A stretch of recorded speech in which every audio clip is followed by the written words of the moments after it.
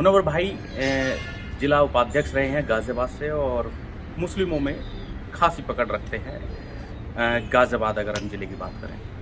मुनव्वर भाई क्या कहेंगे, पिछले चुनाव में जिस तरह का रिजल्ट रहा, खासकर गाज़ियाबाद की 4-5 सीट होने के बावजूद भी अगर हम हापुड़ को अलग छोड़ दें तो 4 सीटें जो एक टाइम में गाज़ियाबाद की हुआ करती। लेकिन पिछले कुछ टाइम से हम देख रहे हैं कि बसपा का वोट परसेंटेज भी लगातार गिरता जा रहा है। उसके पीछे क्या है, खासकर मुस्लिम समाज जो है जो छिपता है।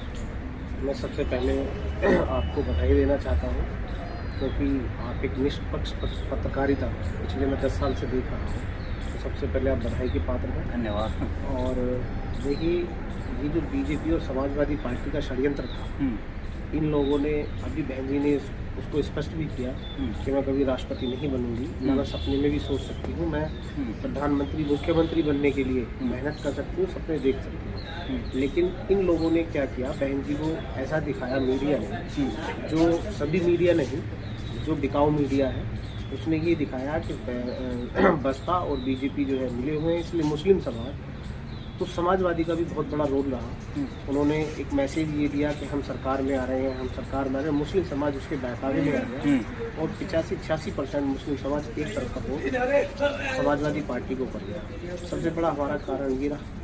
दूसरा, कोरोना काल की गाइडलाइन में हम जो है, हमारी जो पार्टी है वो बाबा साहब अम्बेडकर के सिद्धांतों को मानने वाली पार्टी है। हम कभी कोई रोड पर आकर के उठो नहीं करते हैं, हम कभी रास्ते जाम नहीं करते हैं, हम सिद्धांतों को मानने वाले लोग हैं। इस बार हमसे जो हमारा वोट बैंक जो खिसका, उसका सबसे बड़ा कारण जो है मीडिया में दुष्प्रचार है। अगर हम बात करें, क्योंकि आप माननीय शमसुद्दीन राइन जो हैं पश्चिम उत्तर प्रदेश के प्रभारी, उनके काफ़ी करीबी माने जाते हैं, लेकिन चुनाव से पहले एक स्टिंग ऑपरेशन सामने आता है और उसको लेकर तमाम तरह की बातें चलती हैं। लेकिन कहीं भी पार्टी स्तर पर वो कहें या फिर शमसुद्दीन राइन जी की तरफ से कहें, उस पर काउंटर जो होना चाहिए था उसका नहीं हो पाया। एक बड़ा कारण ये भी माना जाता है। नहीं, ये तो टोटल ही फर्जी था, क्योंकि उसमें आप लोगों ने भी वो देखा, वो आवाज़ डबिंग करके चलाया गया था, लेकिन काउंटर नहीं हो पाया। उसका रीजन क्या है? लोगों ने तो ये मान लिया कि जब बीएसपी इसका विरोध नहीं कर रही है तो इसका मतलब कुछ ना कुछ गड़बड़ है। नहीं, काउंटर हो पाया। हमारे जो प्रदेश लेवल के जितने हमारे बड़े शीर्ष पदाधिकारी हैं, उन्होंने इसका खंडन किया। एक लेटर लिख कर उन्होंने जारी कर दिया। बाकायदा इस पर प्रेस कॉन्फ्रेंस में होनी चाहिए थी। जितना बड़ा इशू था उसको जिस मतलब हल्के में जो ले गई बीएसपी, इसका कहीं ना कहीं खामियाजा भुगतना पड़ा। हल्के में नहीं लेगी। हमने, हमारे यहाँ पत्रकार भाई कुछ आए थे, उनको इंटरव्यू भी दिया था, अमर उजाला वाले भी आए थे, आपको भी शायद फ़ोन लगाया था, आप कहीं बाहर व्यस्त थे। ऐसा नहीं है, लेकिन हमें दिखाया नहीं गया। मीडिया जो है, मनी माफी मीडिया, ये सरकार के अधीन है और ये लोग हमें नहीं दिखा रहे हैं। अब सोशल मीडिया का टाइम आ गया है। अब हम सभी जितने हमारे बहुजन समाज पार्टी के, बहुजन समाज के लोग हैं, मुस्लिम समाज के लोग हैं, अब वो सब सोशल मीडिया पर एक्टिव होंगे और खुद अपना एक सोशल मीडिया के माध्यम से हम जनता तक पहुँचने का काम करें। अच्छा मुनव्वर भाई, कुछ लोग पार्टी अंदरूनी गुटबाजी तैयार कर देख रहे होंगे आप भी, और खासकर शमसुद्दीन राइन जी को टारगेट कर रहे हैं। इसके पीछे की वजह क्या है? क्या लगता है आपको कि ये लोग क्यों कर रहे हैं, और या क्या इसमें कुछ सच्चाई है या नहीं है, तो इसका काउंटर भी नहीं किया जा रहा है? देखो, मैं इसको दूसरे तरीके से देखता हूँ। जो जितने भी लोग हैं, जो चाहे राइन साहब हो, चाहे आलोचना लोग किसी की भी कर सकते हैं, लेकिन वो आलोचना एक सीमित दायरे में रहे तो अच्छा है।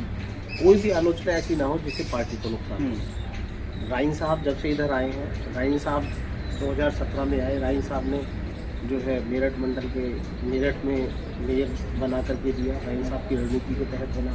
सहारनपुर में हमारे मेयर जो है वो 8000 वोटों से हरा दिए गए। हमारा अलीगढ़ में भी राइन साहब ने देखा था, वहाँ भी हम मेयर जीत करके आए। हमारा जो है उसके बाद नगर निगम में हमारा बहुत अच्छा रिजल्ट रहा। हमारे यहाँ गाज़ियाबाद में हमारे 14-15 पार्षद जीत करके आए। मेरठ में बहुत अच्छा रहा। ऐसा नहीं है, राइन साहब की रणनीति से लोग भयभीत हैं। वो लोग ये चाहते हैं कि ये यहाँ कैसे आ गए। उनको ये लगता है कि बाहर का आदमी यहाँ कैसे इतना सक्षम काम कर सकते हैं, दृढ़ता है। आप देखिए, मैं राइन साहब को जितना जानता हूँ, मैं ये नहीं कह रहा कि बसपा के सभी पदाधिकारी बहुत अच्छे से काम करते हैं, लेकिन जितना राइन साहब 18-18, 20-20 घंटे गाड़ी में सफ़र कर लेते हैं, मैंने आज तक कोई नेता नहीं देखा कि 18 घंटे 16 घंटे कंटिन्यू गाड़ी में चक्कर के सफ़र कर ले और पार्टी के लिए इतनी मेहनत से काम करे। अच्छा, मुस्लिम समाज में राइन साहब की जो इमेज है वो किस तरह की है? क्या नाइंसाफ के साथ मुस्लिम खड़ा हो पाएगा दोबारा जिस तरह से आप बात कर रहे हैं? नहीं, आप देखिए आज हम यहाँ ईद मिलाद जो ईद का प्रोग्राम नाइन साहब ने किया है, यहाँ जो है हमारे पार्टी के कार्यकर्ताओं के साथ जो हमारे बसपा के जो चाहने वाले हैं, वो जरूरी नहीं कि पदाधिकारी हो, सभी लोगों का प्यार मोहब्बत है। मुस्लिम समाज के लोग बहुत दृढ़ता से नाइन साहब को चाहते हैं, बहुत प्यार करते हैं। लेकिन जैसे मैंने बताया अभी, पिछला जो चुनाव था उसमें एक तरफा 85-86% मुस्लिम समाज का जहाँ पदाधिकारी था या मुस्लिम समाज का जहाँ प्रत्याशी था, उसको भी वोट नहीं दे पाए, क्योंकि उस ऐसा मीडिया ने ऐसा प्रचार किया कि बस जो सरकार है वो समाजवादी पार्टी की बनने जा रही है और मुस्लिम समाज गुमराह हो गया। और मैं आपसे दावे के साथ कह सकता हूँ, आप आने वाला समय आने दीजिए, जितने परसेंट वो मुस्लिम समाज ने समाजवादी पार्टी को दिया था, उससे अधिक परसेंट में लोग आज आप भी जाते हैं, मुस्लिमों के बीच जाते हैं, आप देख रहे हैं मुस्लिम कह रहा है कि इससे ज़्यादा वोट हम नहीं दे सकते किसी भी दल को। इससे अच्छा कि इससे 20% कम हम अगर बहुजन समाज पार्टी के साथ जाते तो आज बहुजन समाज पार्टी की सरकार होती और बहुत बड़े स्तर पर बदलाव आएगा। और मुस्लिम समाज एक तरफा वोट आप 2024 के बाद देखना, बहुजन समाज पार्टी के साथ खड़ा वोट नहीं देगा, तन मन धन से खड़ा होगा। तो इसका मतलब जो फीडबैक था वो पहले ही चुनाव से पहले मिल रहा था मुस्लिम समाज का कि वो कहाँ जाने वाला है, ये मानते हैं आप? नहीं, फीडबैक नहीं मिल रहा था, हमें उम्मीद ये थी कि हम और अच्छा करेंगे। और हम जो मैं अपनी सर्वे में करा रहा था, क्योंकि मैं उस समय जिला उपाध्यक्ष था, पिछले 5 साल मैंने काम किया, मैं 2012 से सक्रिय पदाधिकारी हूँ, तो मेरा जो अपना सर्वे था मेरठ मंडल का, हमें उम्मीद ये थी कि हम अच्छा करेंगे। लेकिन हमें ये उम्मीद नहीं थी कि हम इतने जो है हमारा जो रिजल्ट इतना डाउन आएगा।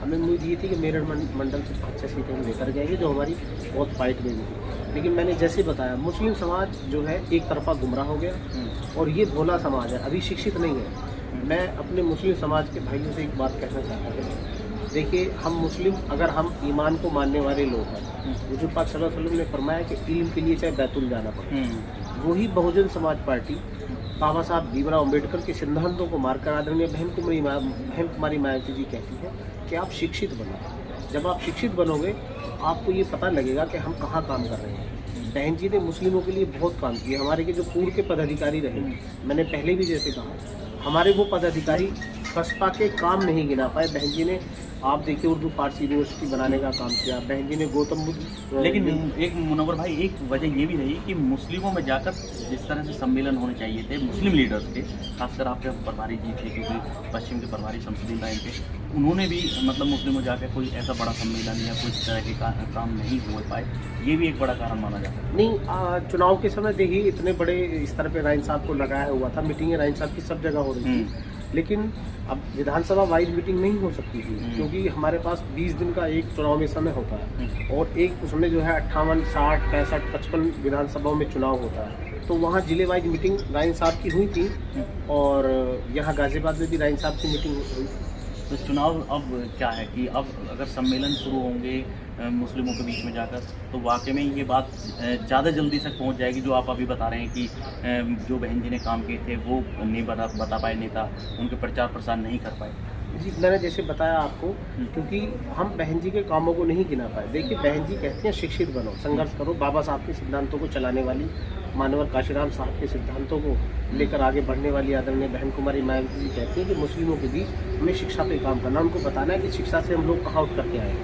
तो बहन जी कहती हैं आप वैसे मत करिए, आप मत गिनाइए मैंने क्या किया, आप लोगों को शिक्षा के लिए जागरूक करिए। वो जब शिक्षित हो जाएंगे उनको पता लग जाएगा कि हमारा भला कहाँ है। मुनव्वर भाई, समाजवादी पार्टी में एक नेता हुआ करते थे आजम खान, उनको ये कहा जाता था कि मुस्लिमों के डायनेमिक लीडर हैं और उनकी बड़ी बात भी जो है मुस्लिम समाज कहीं ना कहीं मानता था, लेकिन वो अब एक अंधकार में चले गए हैं जब से जेल में गए हैं, ना समाजवादी उन पर ध्यान दे रही है। ऐसे में मुस्लिम समाज भी एक तरह से भिन्न सा पड़ गया।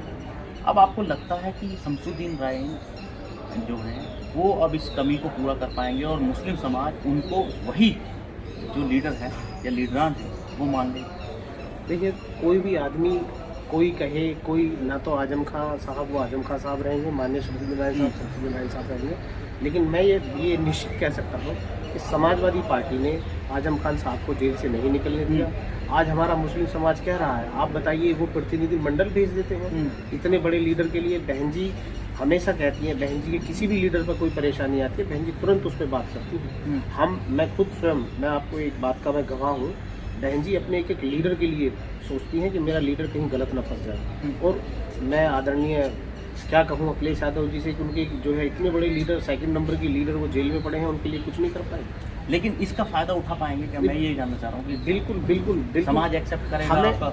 हमें फायदा उठाने की जरूरत नहीं है। अब लोग समझ चुके हैं कि समाजवादी पार्टी धोखा देने का काम करती है, समाजवादी पार्टी गुमराह करने का काम करती है। टोपी लगा करके हमारा भला होने वाला नहीं है। हमें शिक्षा में, रोजगार में, स्वास्थ्य में, आप इसमें हमारे लिए काम करिए ना। आप देखो आज गांव में आप चले जाओ, कहीं कोई सुविधा नहीं है। जो बहन जी ने बाबा साहब भीमराव अम्बेडकर ग्राम तहत के तहत गांव में काम करा दिया था, उसके अलावा कोई काम नहीं हुआ। आज जो सरकार चल रही है वो कहीं काम नहीं करा रही है, सिर्फ हिंदू मुसलमान। एक बहन जी ऐसी हैं जो आप हमारा सर्जन हिताय सर्जन सुखाय का जो नारा है वो इम्प्लीमेंट में भी आया है। आप लोगों ने सभी पत्रकार भाइयों ने देखा। चलिए बहुत बहुत धन्यवाद। तो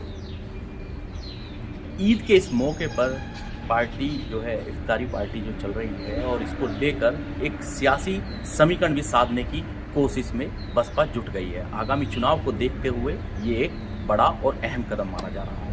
गाजियाबाद से तेजिंदर सिंह, नेशन टाइम। इस वीडियो में कही गई सभी बातें वक्ता की अपनी राय है, जिसकी पुष्टि हम या हमारा चैनल नेशन टाइम नहीं करता।